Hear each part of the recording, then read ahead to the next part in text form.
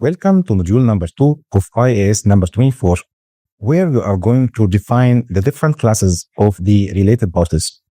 So in general, the related party is a person or an entity. So related party can be a person or can be an entity that related to the entity that we are preparing the financial statements about.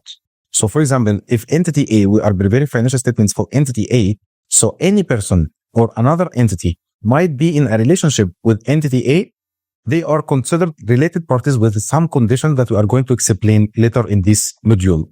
So this is referred to the related party definition. Now let's see who are these related parties. So the first related party that we are going to define is the person. So a person or a close family member of that person is related to the reporting entity, which is entity A in our example, if that person has, number one, control, which means that if that person controls that entity, so that person will be a related party. If that person has a joint control with another person or another entity, so this person will be a related party to entity A.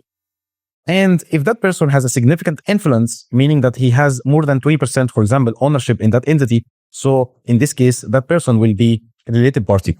And if that person is a member of key management personnel, such as CEO or CFO, for example, so that person will be a related party.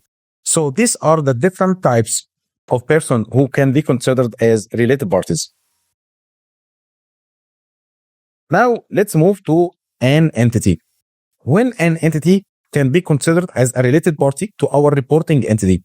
So exactly like the same conditions that we stated for person, most of these conditions will be also applicable on the entity. So if the entity is a parent here means that this entity control entity A. So for example, Saudi Telecom Company in Saudi Arabia control Viva company in Kuwait. So in this case, Viva will be considered as a related party. So if there is a control between entity A and another entity, so the other entity will be considered related party because this is under the control of the parent. Subsidiary, as we explained, fellow subsidiary, which means that two subsidiaries under the same control of the parent. So both of these two subsidiaries together will be related parties. Associate, which means that entity A has a significant influence of entity B. So entity B will be associate and entity B will be considered as a related party. And finally, joint venture, where entity A and entity B jointly establish another entity, which is entity C, for example.